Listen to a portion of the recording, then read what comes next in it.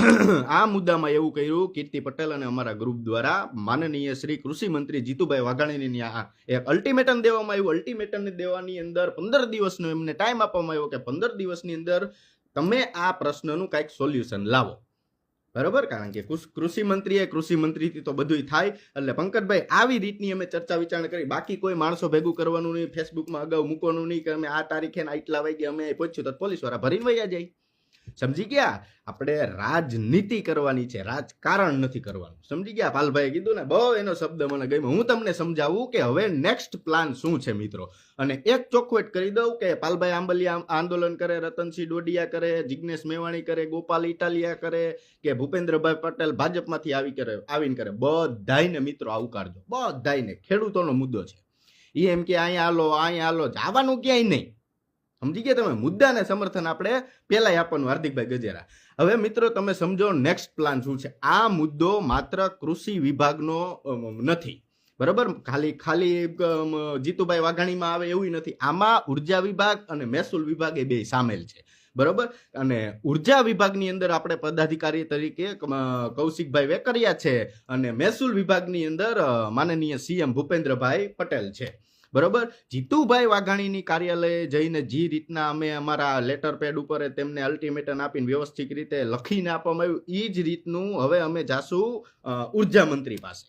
ઉર્જા મંત્રીના ઘરે મેળ આવે તો નિવાસ સ્થાને મેળ ન આવે તો પછી કાર્યાલય. અમે પણ એમના પગ પકડીને કાલાવાલા કરશું અને ખેડૂતો માટે અમે પણ એની પાસે ભીખ માગશું કે તમે અને જીતુભાઈ ભેગા થાવ અને તમે આનું સોલ્યુશન લાવો. કારણ કે ઉર્જા વિભાગ તમારી પાસે છે તો કંપની વાળા તમે કયો એટલું તો કરી શકે કે નહીં? તમે અધિકારીઓને સસ્પેન્ડ કરીને કે બીજે ઠેકાણે બદલી આ બધું તો કરાવી શકો ને. અને તમે ને જીતુભાઈ તો ભાઈબંધ છો, ભલે 150 કિલોમીટર 125 કિલોમીટર થાય તો તમે એટલું ખેડૂત નીતિ કે ખેડૂત માટે તો કરી જ શકવાના છો, માનનીય ઉર્જા મંત્રી અને કૃષિ મંત્રી શ્રી, બરોબર? એટલા માટે અમારો આ નેક્સ્ટ પ્લાન છે. અને હું તમને કહું, જ્યાં સુધી ખેડૂતો અને વીજ કંપની સાથે ખેડૂતોના વળતર બાબતે કોઈ અંતિમ સહમતિ ન થાય ત્યાં સુધી એક મંત્રીના ઘરે અથવા એક મંત્રીના કાર્યાલય પર મિત્રો જવાનું થશે. ઈ મંત્રી કોઈ પણ સભામાં ગયા હોય, કોઈને ત્યાં પધરામણી કરવા ગયા હોય, પગલા પાડવા ગયા હોય, દીકરીના લગ્નમાં ગયા હોય કે છોકરાના રિસેપ્શનમાં ગયા હોય કે પાણી ઢોરમાં બેસવા ગયા હોય, બરોબર? ત્યાં તેમને પકડી અને આપણે પ્રેમથી લેખિતમાં આપી દેવું. બીજું કાંઈ કોઈ ઉગ્ર આંદોલન કાંઈ નહીં. જય જવાન જય કિસાનના નારા, જય હો ભૂપેન્દ્રભાઈ પટેલ, આવું કાંઈ નહીં.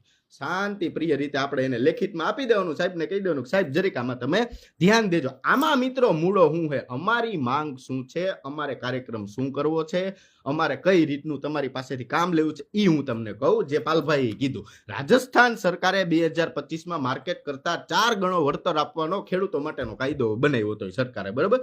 ગુજરાત સરકારે 1885ના ટેલિગ્રામ એક્ટમાં જે ખેડૂતોના હિતો હતા, એ હિતો આયરે આ બધાએ ચેડા કર્યા.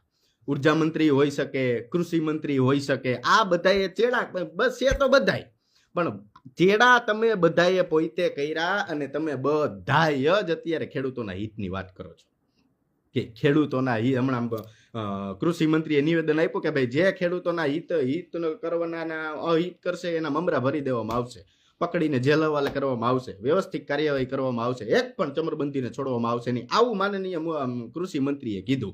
પણ સૌથી પહેલો ખેડૂતોના હિત આરે ચાળો કર્યો હોય ને તો આ કૃષિ મંત્રીએ આ બધાય કેસરી વાળા. સમજી ગયા? એમાં કોઈ બીજો કોઈનો વાક જ નથી. જેની પાસે મિત્રો હુકમ નથી, નોટિસ નથી, કોઈ પ્રકારનું કાંઈ નહીં, તમારા ખેતરમાં આવીને હોહો ફૂટના ખાડા ખોદવા માંડે અને કૃષિ મંત્રી કાર્યાલય તમે બધા આ બધાને સોડા પીવડાવો છો. સમજી ગયા? કઈક કાયદો વ્યવસ્થા જેવું કઈક હાઈકોર્ટ, સુપ્રીમ કોર્ટ કે કોઈક બંધારણ જેવું કઈક નામ નિશાન હોય કે નહીં ખેડૂત માટે? એ ખેડૂત માટે જ નથી, બાકી બધાય માટે છે, બરોબર? આ તમને પેલી શરમ આવી જોઈએ. મિલી બાટીને ખાવ એમાં અમને કોઈ વાંધો નથી. રાજકારણી નેતાઓ, એ ધારાસભ્યો, એ સંસદ સભ્યો, તમે બધાય કટકી કરીને ખાવ, કોન્ટ્રાક્ટમાં 2% ભાગ લઈ લ્યો, એનો અમને કોઈ વાંધો નથી. ચૂંટણી ફંડ આવે એમાંથી 30-40% ચૂંટણી ફંડ તમે તમારી ઘીરે લઈ જાવ, એનો અમને કોઈ વાંધો નથી. તમે ચૂંટણીમાં બધાને પૈસા દઈને ઓલું કરાવો, ડીજે મગાવો, એને ડબલ પેમેન્ટ દો, એમને અમને કોઈ વાંધો નથી. તમે ખેડૂતો અને સામાન્ય માણસને મૂકી દો, બરોબર? આ બેને છેતરવાનું તમે બંધ કરી દો. અમે તમારા એક પણ વિડીયો નહીં બતાવી. તમે અહીંયા 2500 કરોડની મગફળી ખાઈ ગયા, એ મીડિયા વાળા બતાવશે, અમે બંધ કરી દેવું. પણ તમે ખેડૂતને એકને બક્ષી દો. તમે ખેડૂતને એકને પણ નથી બક્ષતા. સમજી ગયા તમે?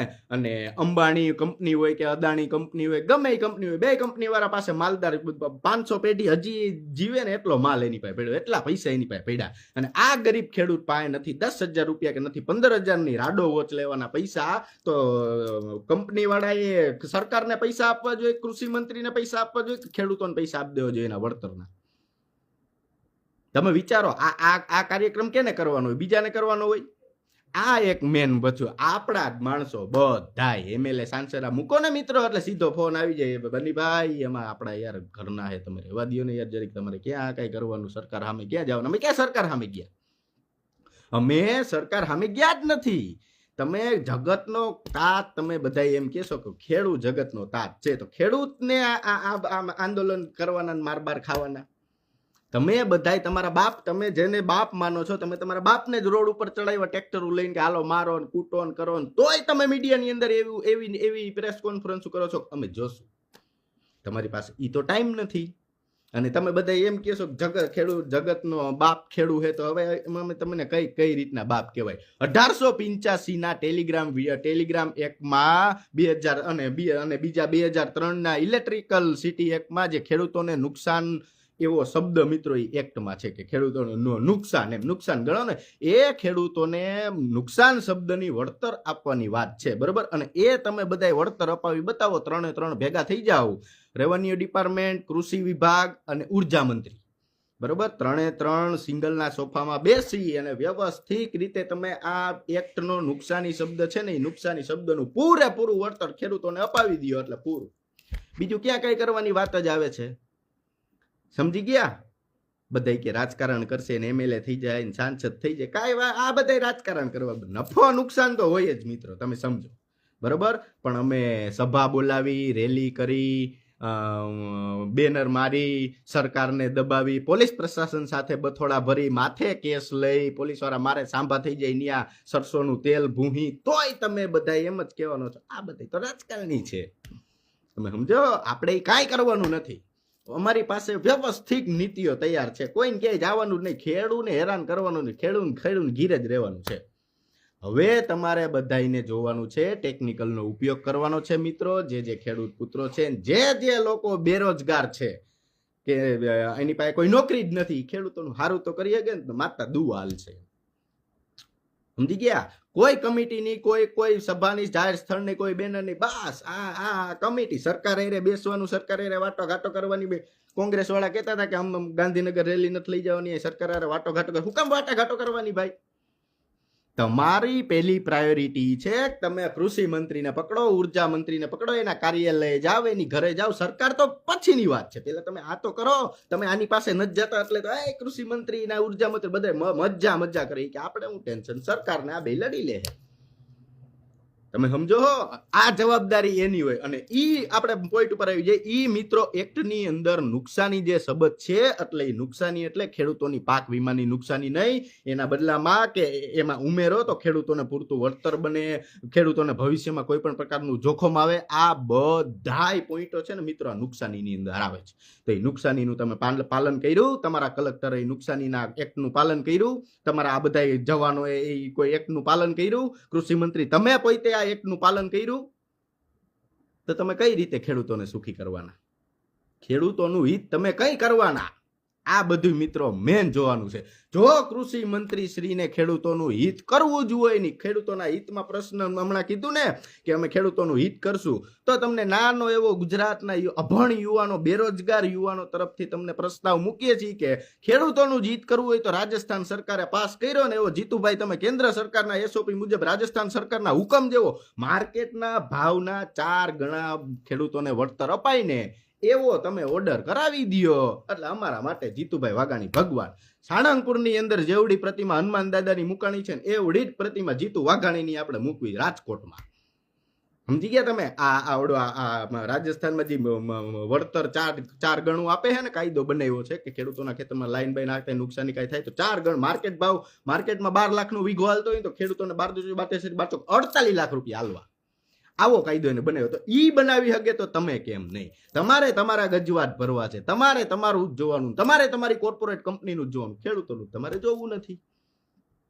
સમજી ગયા? તમે બીજે ખીચા ભરો, કોઈ વાંધો નથી. તમારે જેટલી તમારે ભ્રષ્ટાચાર કરવો એટલો કરવા માંડો, જે કરવું હોય તમે કરો, પણ આ એક જગ્યા મૂકી દો.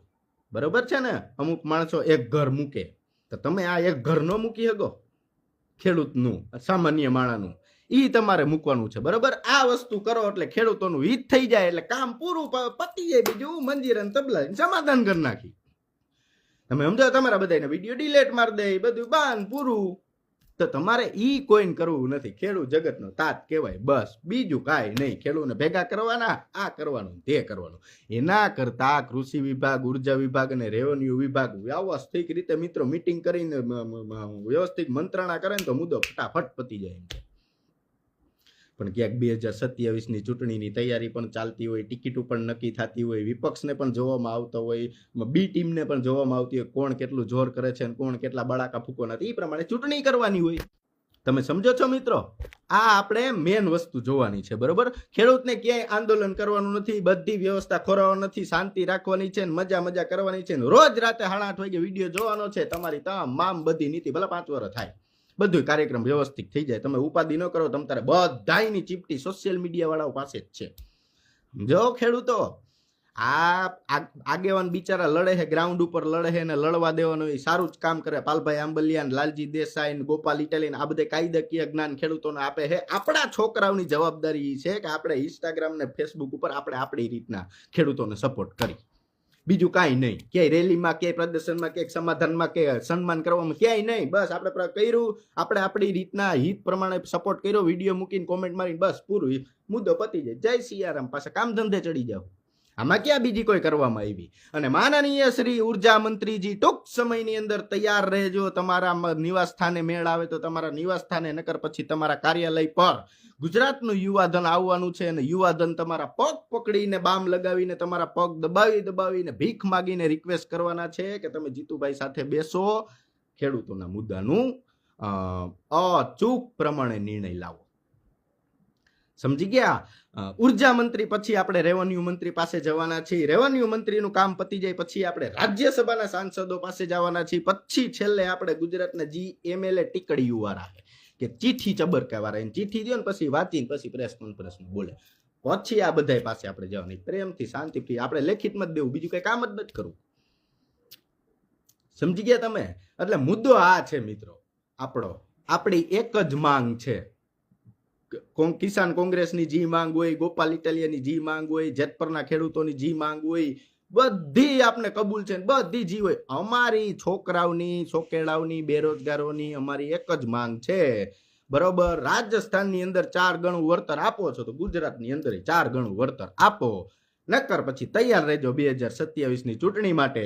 તમારી રાજકીય કારકિર્દી ખેડૂતોના નામે ખતમ ન થઈ જાય એનું તમે યાદ રાખજો. રાજકીય પક્ષ તમને હેઠો બેહારી અને ટિકિટ ન આપે આ મુદ્દાને લઈને, એવું ન થાય એ તમે યાદ રાખજો. બાકી અમને કાંઈ ફરક નથી પડતો અને કોઈને કાંઈ ફરક પડતો નથી. સમજી ગયા? એટલે મળીએ ટૂંક સમયની અંદર માનનીય શ્રી ઉર્જા મંત્રી સાહેબના કાર્યાલય કે ઘરે, અને પછી આગળની રણનીતિ ચાલુ રાખીએ. જય સરદાર, જય જવાન, જય કિસાન.